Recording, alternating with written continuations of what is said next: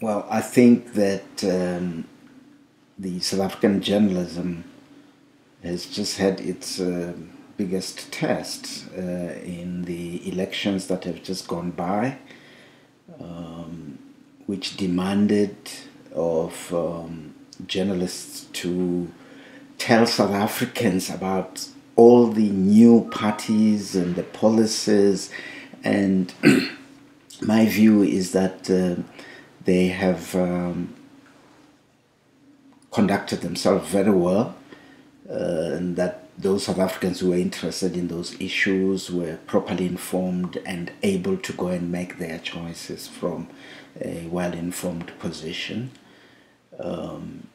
It is a time also of some level of apprehension around whether the protection of state information bill is going to be signed in the manner in which it is now, without the public interest defense clause, which is really a clause that would allow journalists to publish classified information if they can prove that that was done in the public interest and was in fact in the public interest. So, but overall, as May 2014 comes to an end, it's 20 years of South African democracy. Someone like me looks back to where I used to work from and where people are at today, and you can just see that there's been tremendous change. We work under conditions of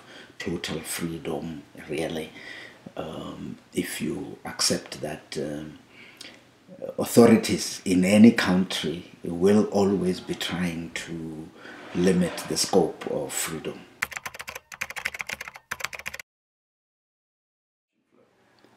We're watching very closely what the president is going to do. We have recommended to him that the bill should be sent to the Constitutional Court before he signs it into law, and let the learned gentlemen and ladies at Constitutional Hill make their decision about whether the thing is constitutional or not. We're hoping he will listen to us, but if he doesn't and signs it into law, we will have no other option but to go to those gentlemen.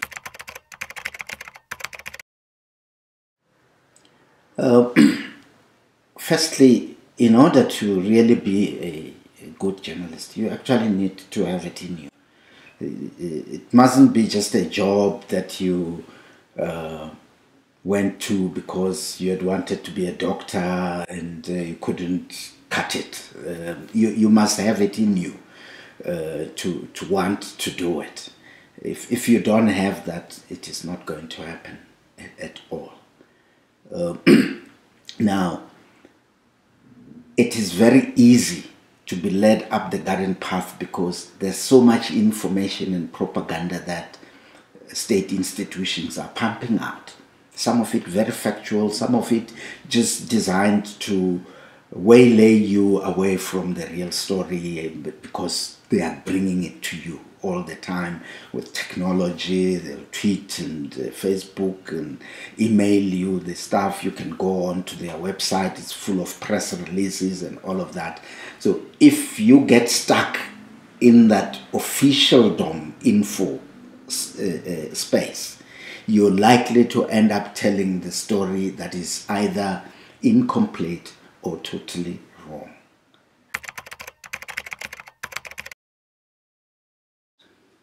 Honesty, it's very important for a journalist.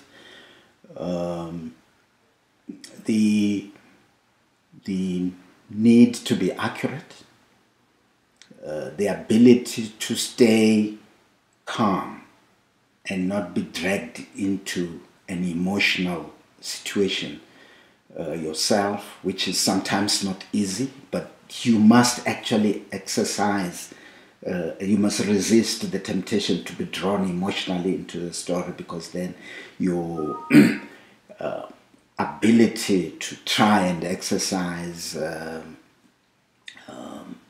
objectivity around the story becomes compromised.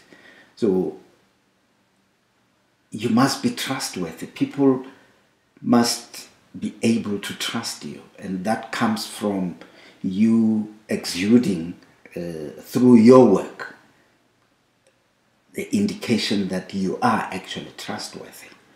Yeah.